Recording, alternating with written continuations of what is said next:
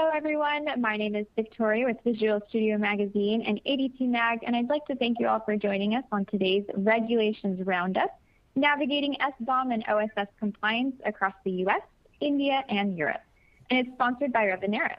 Before we begin, I'd like to cover just a few housekeeping details. We will have a Q&A session at the end of today's event, so please type any questions you have in the Q&A box, and we'll do our best to get them answered for you. Revenera has also provided some resources which do correspond with today's event, so take a moment to check those out. They are located on the right-hand side of your audience console. I also want to mention that today's webcast is being recorded, so make sure to keep an eye out for a link in your email to rewatch the presentation or to share it with a colleague. And now I'd like to introduce you to our speakers. Today we have the pleasure of hearing from Dr. Andreas Katula, Founder and Managing Director at Bitsy, Leon Schwartz, Principal at GTC Law Group, and Venkat Ramdanga, Product Management Director at Revenera. So we're in for a really great event today, and with that, I will pass the time over to Venkat to get us started. All righty. Thanks, Victoria. And thank you, Andreas and Leon, for joining us today. So today we're going to do a quick overview of what regulations are across the world, and how we as brand ambassadors of usage of open source are either geared up for it or we're not, right? So let me quickly go to the next slide. All right, so I think we are at a stage where we do not probably require an introduction of what an SBOM is, but for those who are for the uninitiated, so an SBOM is nothing but a software bill of materials, a formal machine-readable document that can list down all third-party software that is included in your software. Now, why is this really important is because of the core problem. The core problem is that modern software is not just your own code, but it is a culmination of what you have in your code, and a large part of that is the hidden dependencies or the hidden 70 to 90% coming in from open source software. And what is this causing? So this is primarily causing a visibility gap on organizations who are consuming software. Hey, I procured this from somebody. Am I exposed to a potential threat or not? And with that comes a business impact, which is not so easy to derive or quantify. But if you talk in terms of dollars, we have some examples so that Andreas here will go through where people have to pay huge penalties on some of these items, and how today we're trying to understand how regulations will help us stay on course in order that we don't have this so-called business impact, right? And what do they actually lead to? Lack of any checks and balances in trying to generate these SBOMs and manage these SBOMs. What do they really lead to is risks in the entire software supply chain. So, Andreas, can you touch base on what are the various risks we already encountered or ran into, or the world has ran into, before we go into the regulations as per se. And I think, sorry, I'm going to jump in here, Andreas, before you do, but one of the things, Venkat, that I think is super interesting these days is the ways the software world is changing, right? So we have all of these AGI tools, right, that generate code, and that combined, so they're being trained on open source code, and they're generating their own open source code, and sometimes they're generating exactly what they were trained on, right? And there are all of these license implications because of that, and because of the curious way in which open source licensing works. And again, I assume that everyone here knows what that is, but just in case, open source licensing is a little bit different than your typical commercial software licenses that we see every day. There are no sublicense rates. So that means that the original licensor, the original copyright holder, has a license with everybody up and down the supply chain. So that license goes to the original licensee, and then if that person redistributes the piece of software to somebody else, that original license applies to that end user as well. And for this reason, right, everyone in the supply chain is responsible. Everyone has to comply with the same terms, and that's why all of this that sort of that hidden part of the iceberg on the previous pages is so interesting. Absolutely. Yeah, thank you, Leon.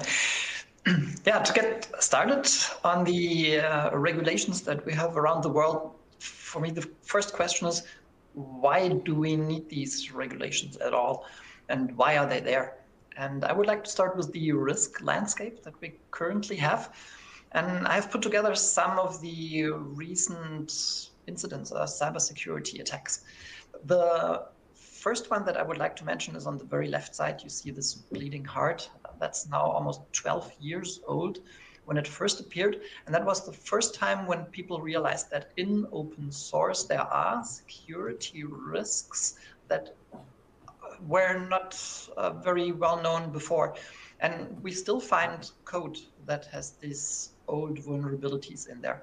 So the heart plate was just a component somewhere in the background. Two computers were talking to each other, and attackers could manage to get into the computers and get like root access rights.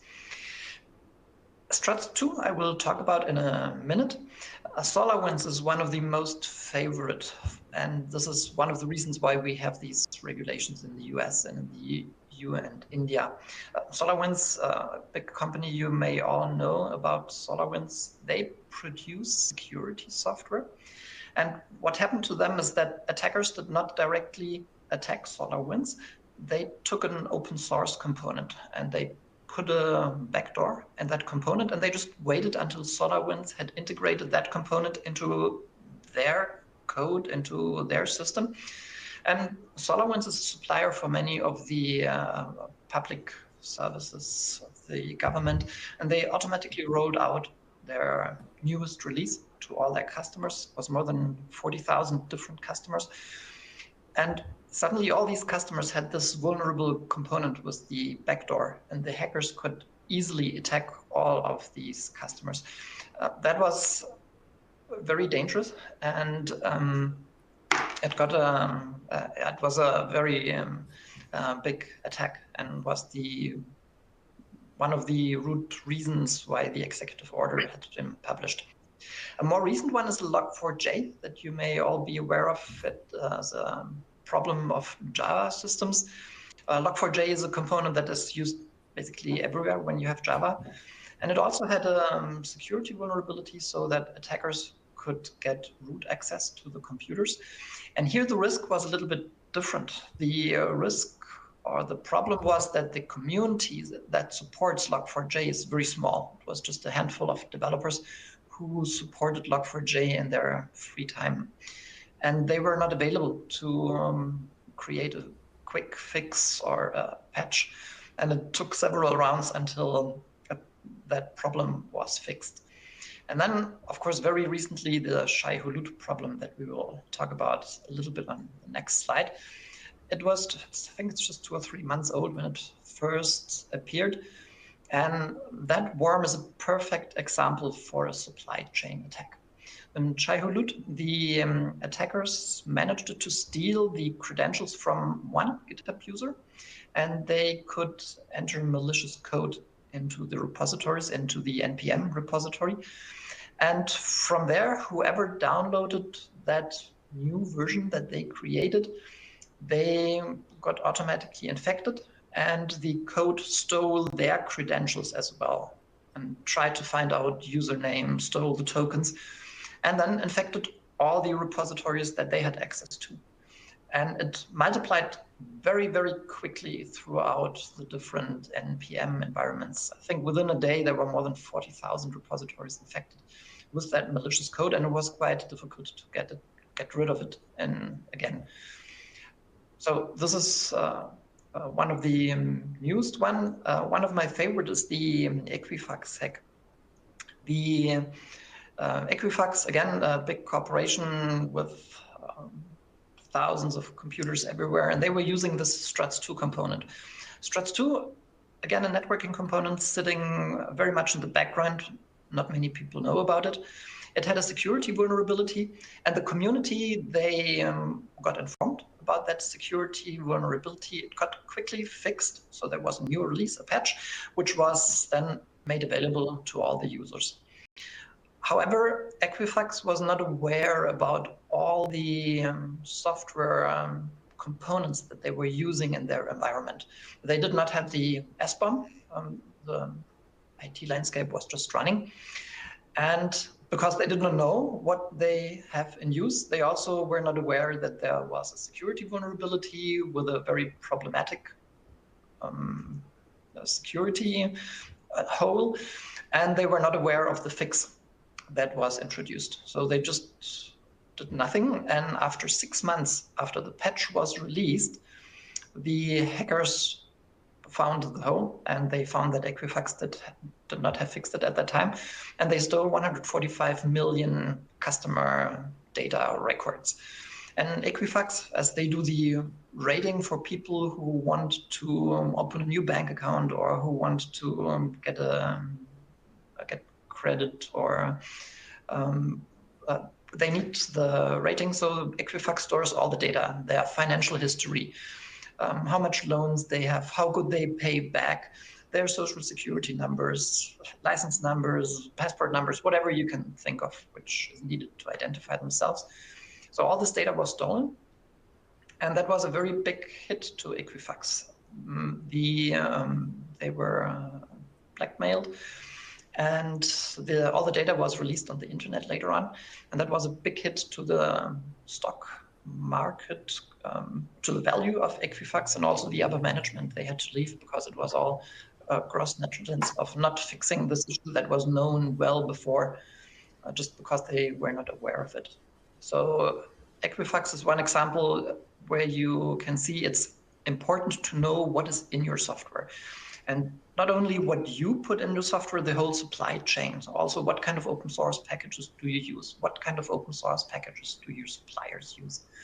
I have some more attacks that caused severe damage. MGM Resorts in Vegas with hundreds of thousands of beds. They were attacked, and the attackers managed to encrypt all the IT systems from MGM, so they had to shut down their IT infrastructure, which was not good for the guests in the hotels. So they couldn't enter their rooms anymore. All the key cards were blocked. No new bookings could be made on the reservation pages and web pages. And it took them almost a week or longer to get rid of or to recover from that. And the damage was more than $100 million for MGM and another $10 million for the security companies to fix all the issues again. This is an example just to show the amount of damage that can occur in just a short time, and how important it is that you have a clear view on the risks that you have in your environment. Another example from critical infrastructure, you may also remember Colonial Pipeline attack in the eastern part of the US. I think it's 2 or 3 years ago. Again, hackers managed to break into the computer system, to break into the billing systems of the Colonial Pipeline. So the pipeline owner company could not see anymore who was taking out how much oil. So they had to shut down services, which had a severe impact. And again, it was hundreds of millions of dollars damage in a very short time frame.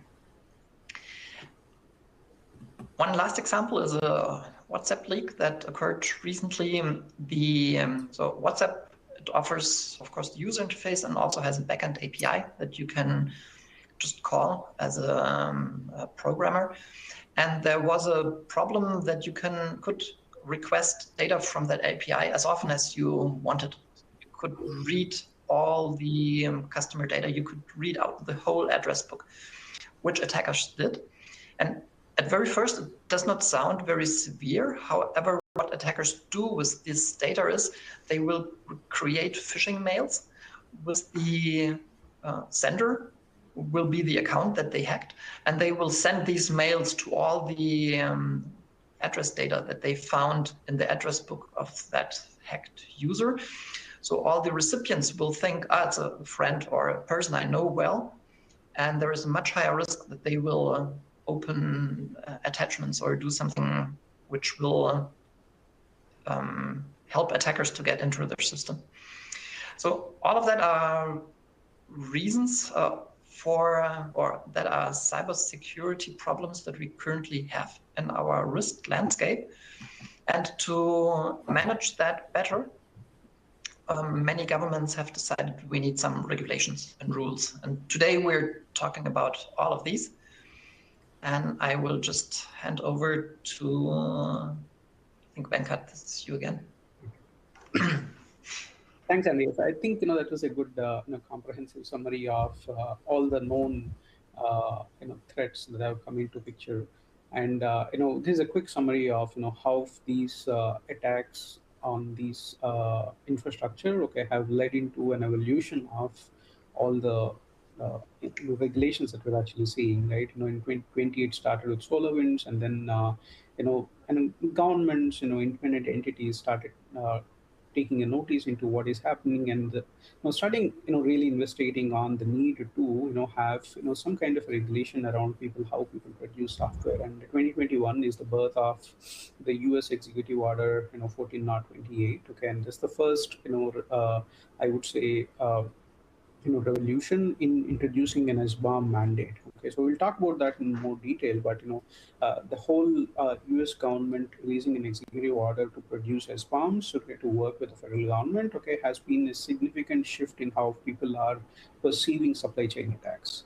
And then we had the an attack in 2021, Log4j attack, and this was significant. It came over a weekend in December of 2021, and it really shook up the entire supply chain, where people were just scrambling to find out whether they had Log4j or not.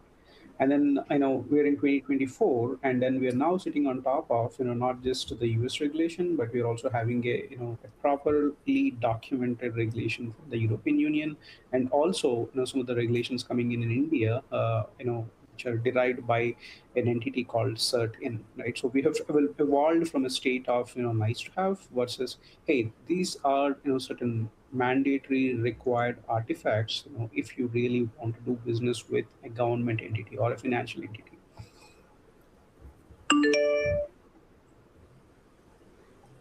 Yeah, thanks, Venkat. I think Log4j was super interesting because in my house, and I think it might have been the same for a lot of people that have kids, I learned about it because Minecraft went down. And when Minecraft goes down, those of us with kids find out immediately that the world is not right. And so it just shows you how wide-ranging the problem was, right? And a lot of people were sort of running around going, do we use Log4j? Do we have it? Right? That's by the time it's so public and so well known, it's way too late. So the executive order, it's as I think I said, they came out in 21, so it's been around for a while. What do we know about it? Obviously, it's security focused. I think we know why from the previous slides. The goals are fairly simple, right? We want to remove the barriers between sharing of cybersecurity information, right? That's just government speak for we want to know what's in the code. Improving supply chain security, right? Again, it makes sense, right? You have all of these layers of software, and the government wants to know what's in it. It introduces this concept of a cyber safety review board. Right, probably I don't need to talk too much about it here. And of course, improve the detection of vulnerabilities in government networks, right? That's what it all comes down to. This is security. This isn't license compliance. And of course, wearing my lawyer hat in the room, I don't do a lot of security. I do a lot of license compliance, but they really are just two sides of the same coin. So what do we have now? We have this self-attestation requirement, right? It doesn't apply directly to open source projects, of course, but as we know from that first slide with the iceberg, right? You have open source components in your proprietary product. You have to examine those as well, just as part of your examination of your own code. You need a security policy. There is, and I've been saying this for years, but the estimate for how long it'll take for you to comply with this is laughably low. It's something around 3 hours. That might be how long it takes you to fill out all the forms, but you're obviously going to need more time to have a proper compliance program in place. So we'll talk about the minimum requirements for the SBOMs on the next few slides. So I'm not going to go into a lot of detail here about it. A couple of interesting things though that we get, questions that we get a lot is, when do I have to update my SBOMs? And according to the executive order, it's with every update. Now, is that major version updates? Is it minor version updates? What happens when you have a SaaS solution that gets updated multiple times per day? Do you have to update your SBOMs multiple times per day? right? At some point, you have to figure out what's actually practical and what's possible, as opposed to what does this say, because they don't give you enough detail. At least I don't think they give you enough detail.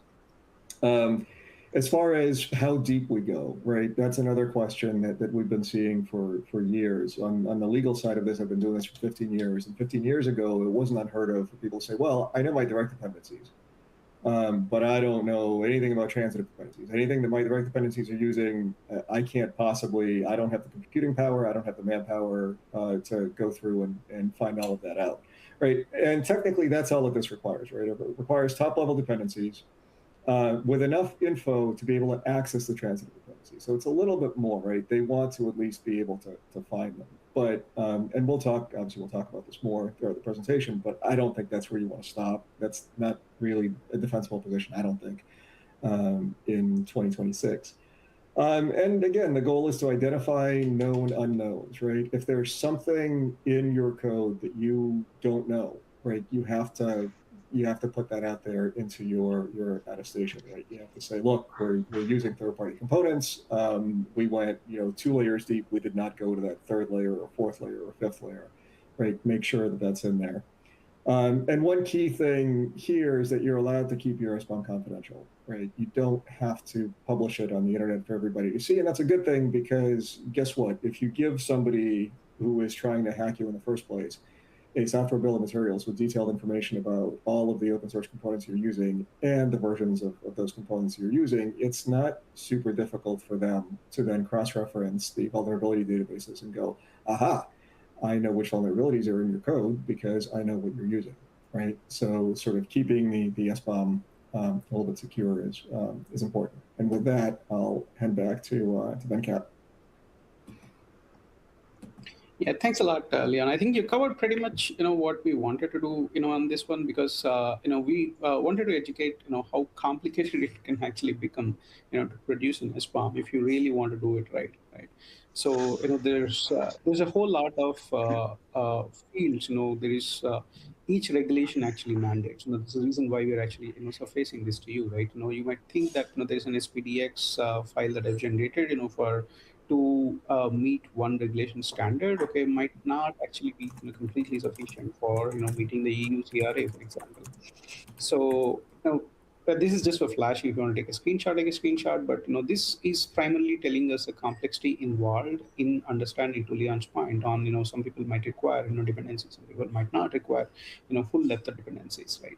But then if you look at the entire US executive order, it has a variety of I would say variants in which people can adhere to the regulation that US government says, which is I would require an SBOM for maybe only critical infrastructure, or where are you in the stage of producing SBOMs? So we could think about that as well, and are you actually following secure software development practices, right? So if yes, can somebody vet on it? So there is a document, like a self-attestation document that the US executive order might say, hey, for all you can just go ahead and give me a self-attestation of secure software development practices. And by no means this is a shortcut to not produce an SBOM, but because this actually requires a lot of legal entities to actually attest the document, and not just the a developer or an engineering manager to sign off on this document, right? So, and then there's a timeline as well. The SBOM or the attestation document has to be presented within a specified timeline, from when the US government asks for it. So a lot of these actually make it both I would say both a convenient and also complex procedure to adhere to the US executive order, right? So with that, let's move on to I think we're probably moving from the west to east. So let's move on. We've covered the the United States Executive Order 14028, and I would request Andreas to cover what we have on the European Union Cyber Resiliency Act. Over to you, Andreas. Thank you, Venkat. Yeah, so for the next slides, we have some details about the European Cyber Resilience Act. It was approved even in 2024, and it's now coming into effect into steps, and we will have a detailed timeline later on. There are two very important dates that everybody should have in mind.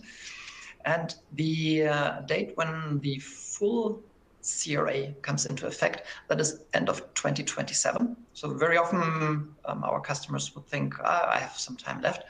However, the reporting obligations that we'll talk about in a minute, they come into effect September this year, which is pretty soon. So only a couple of months left. And to be able to report all the cybersecurity incidents that you have in your systems, you need to bear what is in your system again. There are some key requirements, and one very interesting observation is these SBOMs, the software bill of material. We were creating this since 15 years, I think 2012 we started with that. And the first 10 years, the most important question was always compliance, the licenses that are behind there. And that has turned, so now people are more concerned about security vulnerabilities that are associated with specific components. The SBOM looks almost like the same. So again, you have just the names of the components, the versions, where you find them, and the associated security risks. So the one of the key requirements of the Cyber Resilience Act is you have to have your SBOM and you need to manage it. Constantly, you need to monitor, are there any new security vulnerabilities in the open source packages that you are using or that your supply chain is using? And whenever there's an actively used security hole in your product, you need to disclose it. So there are some reporting that you need to do, and I'll explain that in a little more detail in a second. And you are liable for these security defects. So all the companies need to issue patches for free to all their users. And they also need to explain to their users how to get to those patches. The Cyber Resilience Pact is for all the products that are released on the European market. And regardless where they are delivered from, maybe the US or China, whenever it's sold in the European market, then the CRA applies.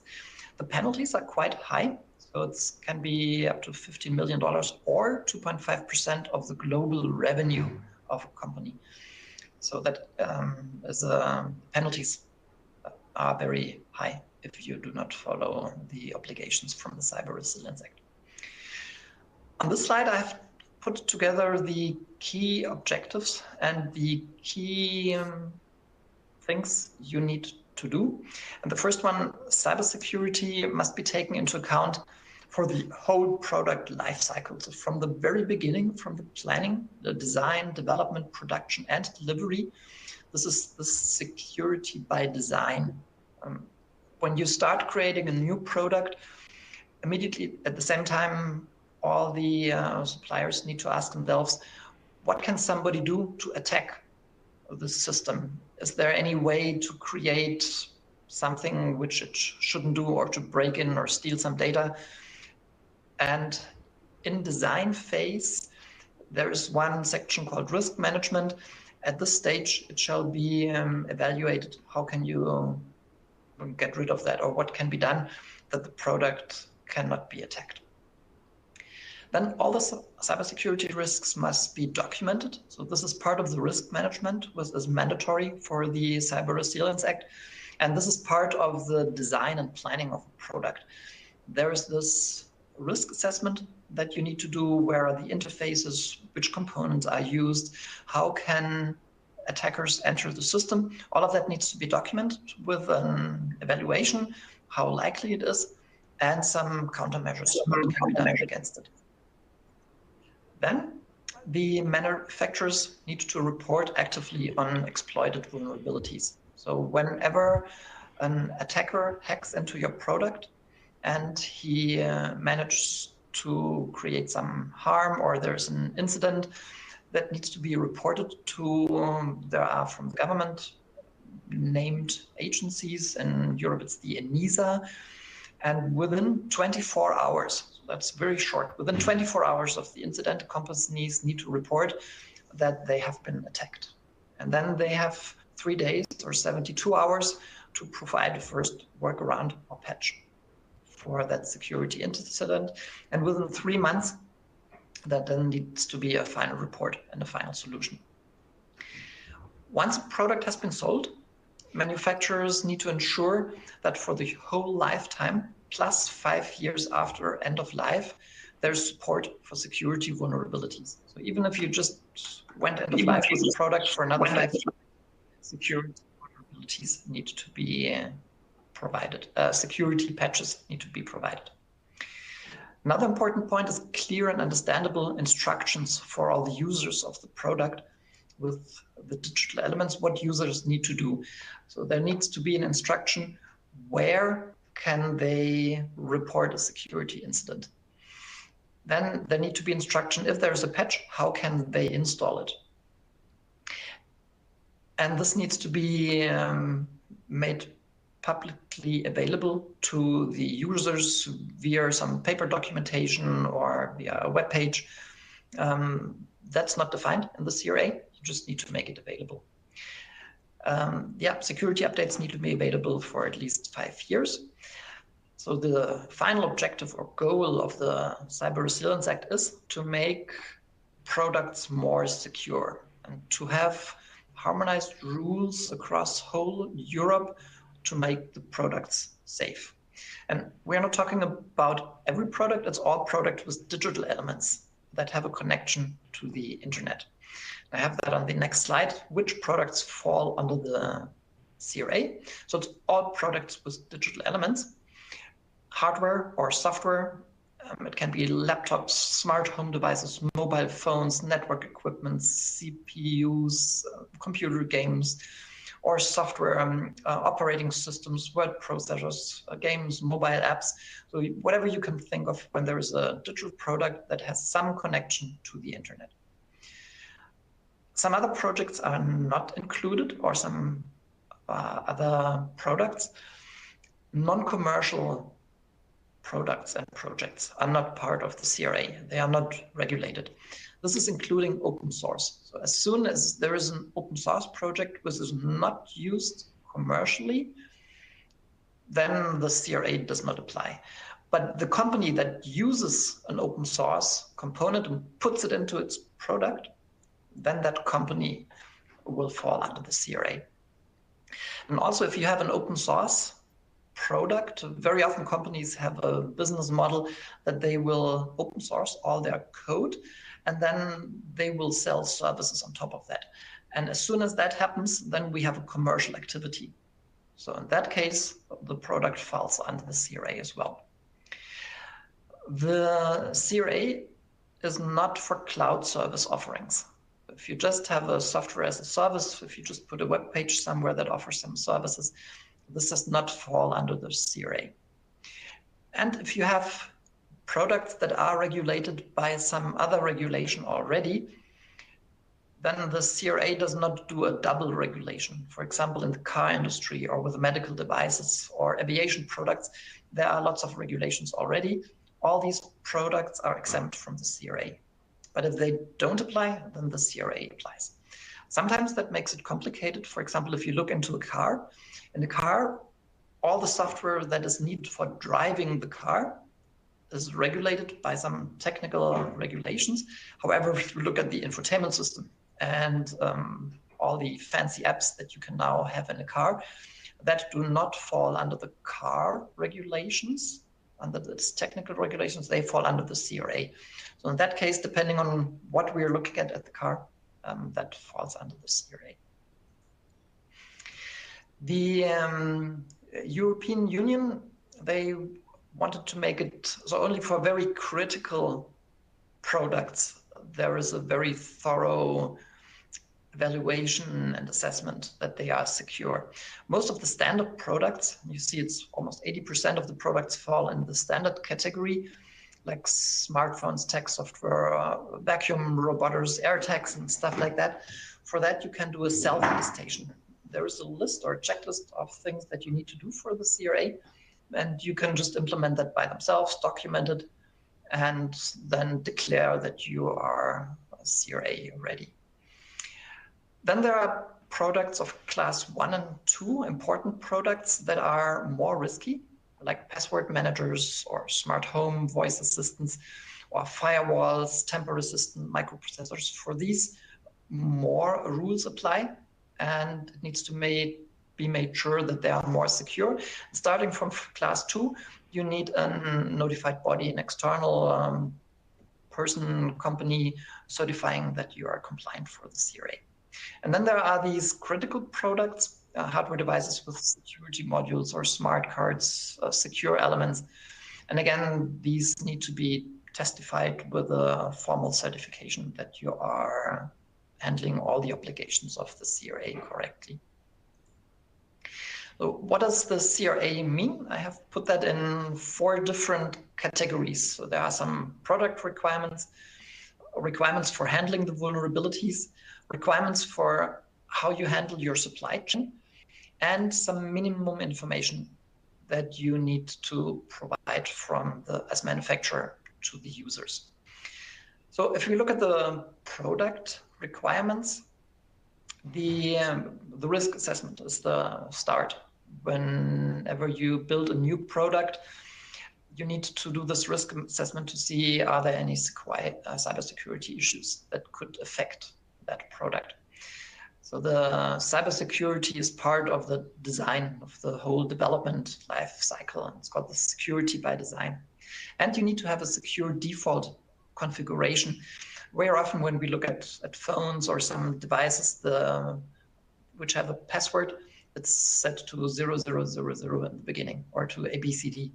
And that's not allowed according to the CRA. It needs to be a secure default configuration, which is different for each device. You need to ensure confidentiality, integrity, and availability of the product. These are the 3 items which are always important in the risk assessment. So when you do the risk assessment, you need to look at the confidentiality, integrity, and availability. So the second section, the requirements for handling of vulnerabilities, you need to be able to receive vulnerability reports from your users or from your suppliers, and or from your open source community. You need to manage that somehow, and they need to be handled appropriately. It's a very short time that you have to either provide a workaround or a patch when there is a serious security vulnerability. And these need to be provided for free.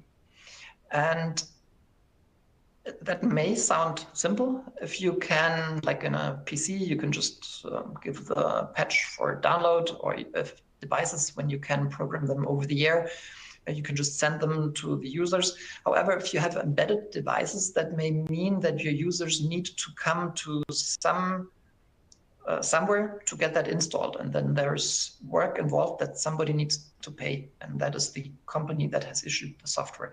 So some thought needs to put into that the patches need to be provided for free to the end user. And the public information that need to be provided. So the ENISA needs to be informed about active security or active exploit of security vulnerabilities, and they will publish it so that all other companies are aware and can also initiate countermeasures. The third point is this secure supply chain and third-party components in the supply chain. To be able to do a good risk assessment, a software bill of material is needed.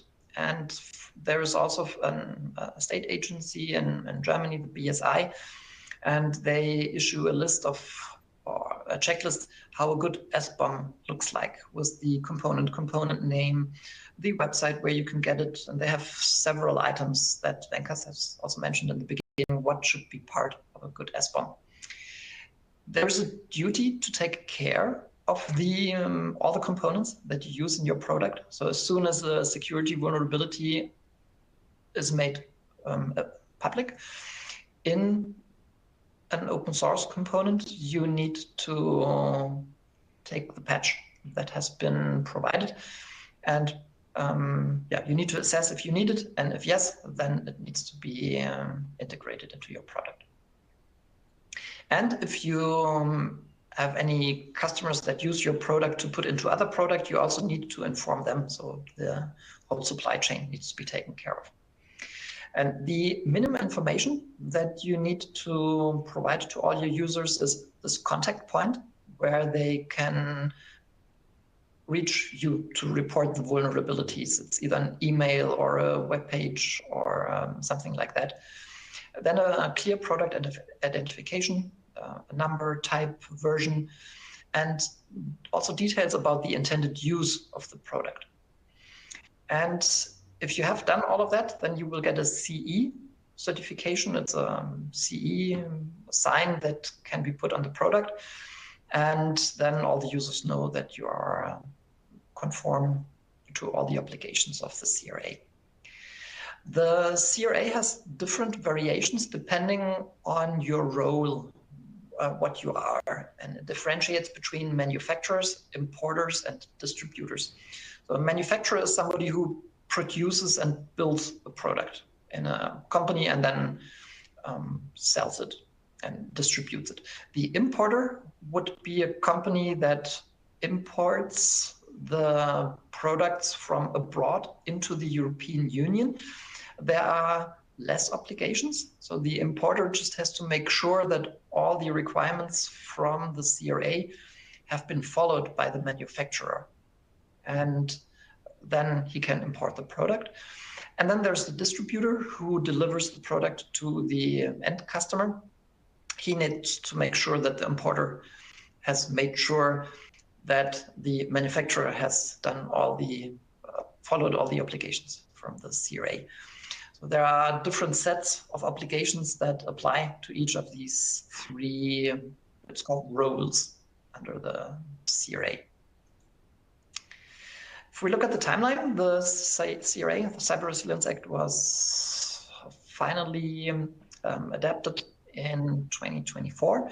And the important dates I mentioned already is in September 11th, 2026. So only a couple of months ahead, when all the security vulnerabilities that are actively exploited need to be reported. And then end of December 2027, all the requirements with from the CRA apply. That was a very quick introduction to the CRA, and I will just hand over to Venkat. Yeah, thanks, Andreas. I think since we're on CRA, I think there's a couple of questions here, in case you're aware of it, otherwise we'll find out the answers and get back. But there is a question on this. The CRA seems to make it impossible for new entrants into software or hardware because of the strict guidelines. So the question is more around: is there a minimum revenue requirement for a company to be compliant, or if you are a software vendor, you just have to adhere to CRA? So what I mentioned, if you have a product that has digital elements that talk to the internet, then you need to follow the CRA. So there is no, just for big companies, or there needs to be a specific revenue. That's not the case. So there are only some exceptions that I mentioned, like if it's an open source product, or if you give it away for free, or if it's regulated by some other regulations, then the CRA will not apply. Otherwise, it always applies. Also for a very small company, even if you're just one developer and sell one product into the European market, which has these digital elements, then you need to be compliant. And there is one more question, again, I think in same lines with CRA, which is, what if you have, a third-party vendor that you are working with, a software publisher maybe, and they refuse to provide you updates or patches for any vulnerabilities in the components that you procure from them, or that particular entity has completely gone out of business? Mm-hmm. So it's your problem. You need to make sure that your contracts with the supplier are updated, so that all your suppliers also follow the CRA. And that's exactly the problem, that we have this supply chain. So as the manufacturer, you are responsible for that all the regulations from the CRA are followed. And if you have several suppliers in your SLAs and contracts, you need to make sure that you reflect all the obligations, like that you're informed within 24 hours. Normally, this is not part of a normal SLA. So, but that needs to be changed accordingly. That you need to provide patches for free. You need to put that into your contracts with your suppliers. Otherwise, you cannot follow the obligations from the CRA. So what if one of your suppliers is not there anymore? Then again, you need to manage it. You need to see how you can replace the obligations. If there is a security vulnerability in the code of that supplier, you either need to get the code or you need to get rid of that part of the code and replace it by something else. And I think, I apologize, by the way, for dropping off video. It's, hardware problems, not software problems, as always. But I think it's an excellent question. And I think, Andreas, you had an excellent answer, and I just want to add to it a little bit here. This is why when you're getting third-party software, whether it's commercial or open source software, when you're obtaining it, when you're licensing it, when you're getting it, that's the time to do your diligence. Right, you can't prevent a vendor from going out of business, right?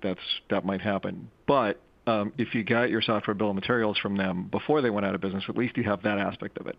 Do you have patches? No, right? But do you have more than zero, right? And this is something that people often don't think about, right? They wait for a transaction or some other diligence event before they start collecting all of this info. So I just wanted to get that in there. Thanks, Leon. Thanks for chiming in. And let's move on to the next one. Okay, so as I said, we keep moving to the east. Okay, and then now we have another regulation coming up from India. So there is this entity in India called CERT-In, okay, which takes care of all government cybersecurity regulations, mandates, and provides critical infrastructure to the government and ensuring every infrastructure is secure and up to date. So in April 2024, I keep forgetting it's not last year. So in April of 2024, they released a version 1 of what comprises as an SBOM guidelines document, right? So it was a pretty comprehensive document. So primarily focusing towards the financial sector in India. But over a period of time, we expect that any entity that is directly or indirectly associated with the Security Exchange Board of India, or the SEBI as we call it, okay, should actually be adhering to the SBOM guidelines.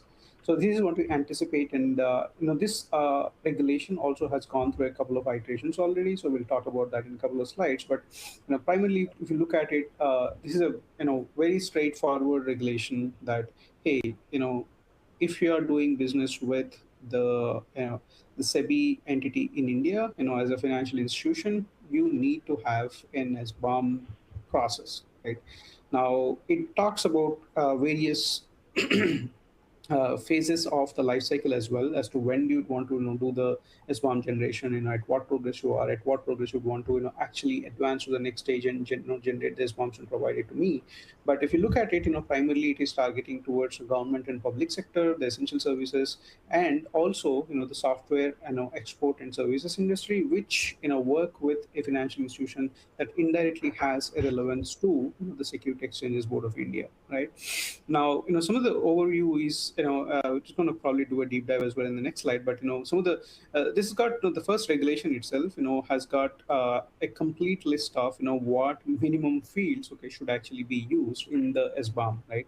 So we have around 21 fields which talk about a variety of software elements, software name, version, supplier, license, dependencies, vulnerabilities, name anything, it has all of that. It also has an interesting field, end of life, okay, which is up for debate in the and the open source world, but it also has end of life of an entity written down as a mandatory attribute in the SBOM document.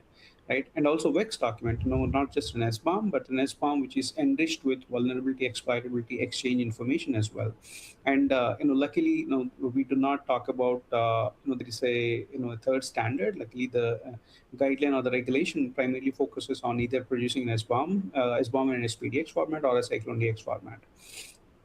And it should be assigned. You should have encrypted storage and other regular audit trail for throughout the life cycle of how the SBOM has to be generated. Right now, it gets interesting when the second iteration of the CERT-In guideline has come in, right? So the second iteration of the CERT-In guidelines, when they came in, they went really all in. And if you look at it, this is what conventionally me, Andreas, and Leon talk about, like an X bomb, right? Which is all things bomb. There's an AI bomb, there's a C bomb, there's a Q bomb, there's a H bomb, and whatnot. Okay, so all of these are also now being included in an addendum in the SBOM. We do not have a deadline for implementing a C bomb or implementing a process to generate an AI bomb yet, but we anticipate that as time progresses, the CERT-In body will start putting in mandates around producing the other SBOM, other bombs, in addition to just an SBOM. Now, this is a quick snapshot. There's not a lot here, but if this is like we have 3 regulations across the world, from the U.S. government, and there is an entire entity on European Union CRA, and then there is an Indian regulation as well. We are also looking at some movement in the Middle East as well on how software is being produced. So there's nothing concrete, and as and when we hear something, we'll let our users know. So what are the real challenges, when we run into, implementing any of these mandates, right? So I'm not going to go through all of this. I think this is, primarily, primarily some infrastructure, some information on, what are the key challenges, people run into when they try to implement a software supply chain program in, their ecosystem, right? And I'm going to probably touch base on, one or two here, and request Leon for commentary.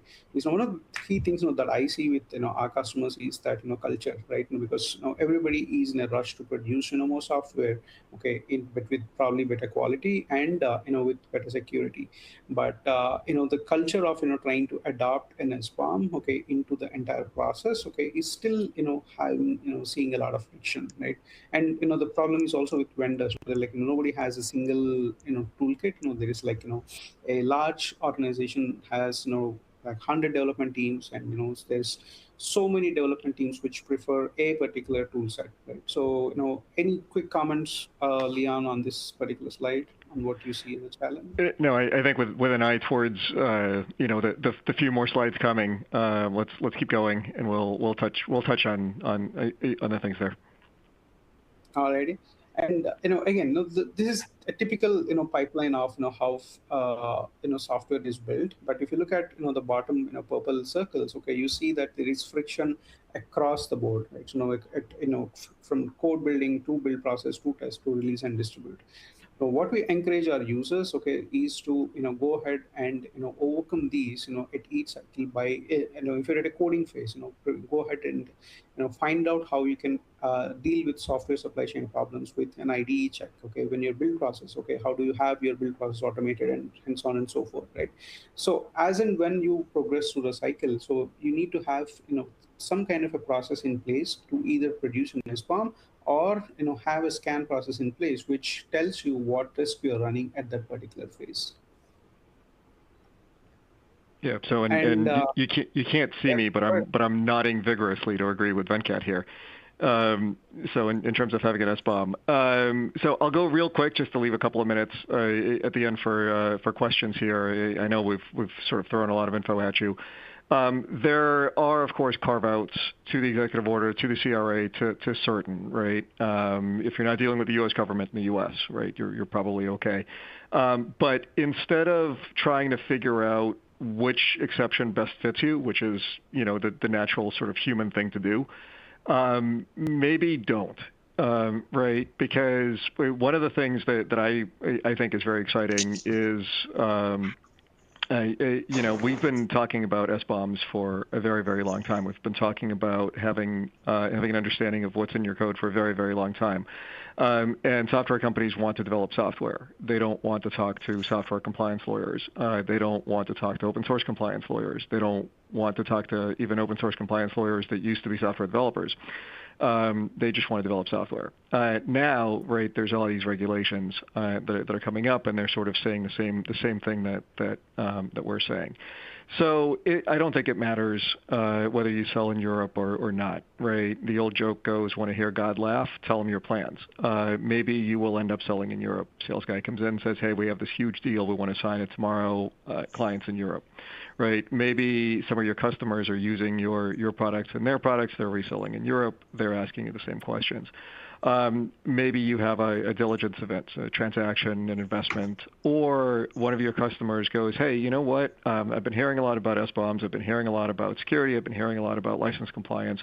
What's your policy? What do you do?" Right? You're going to see reps and warranties in your agreements. You're going to see requests for software bills of material, and you're going to see requirements to produce notice files. And all of these things boil down to just having the information available, right? So create the process, as Venkat said, right? Integrate this into your development process so that you have your record of what you're using and, crucially, how you're using it, right, for where it matters.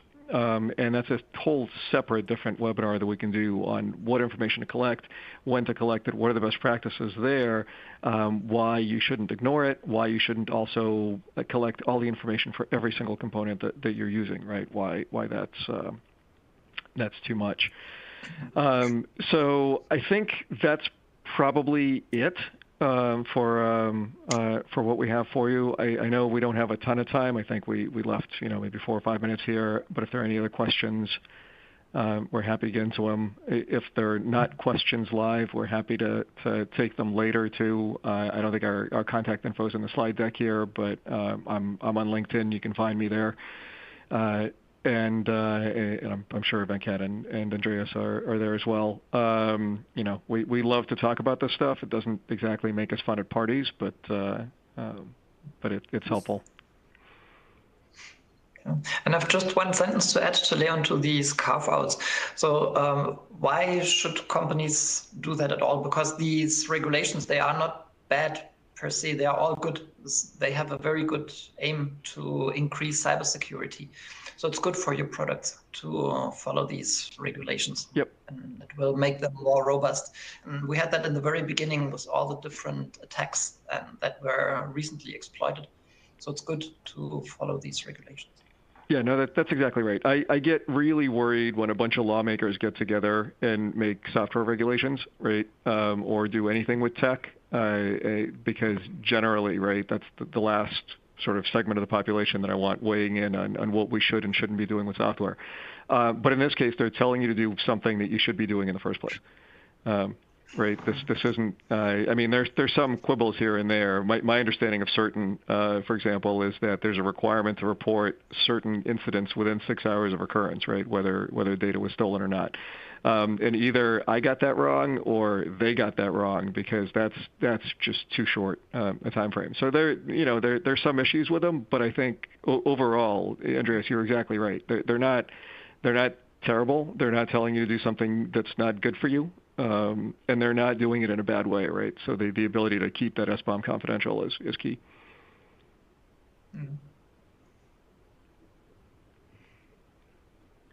Awesome.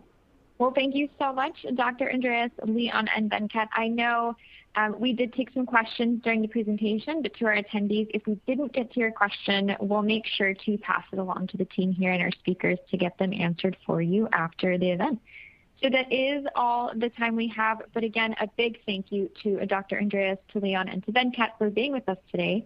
Thank you to the audience for attending today's webcast, sponsored by Revenera and presented by Visual Studio Magazine and ADT Mag. We hope you all have a wonderful rest of your day.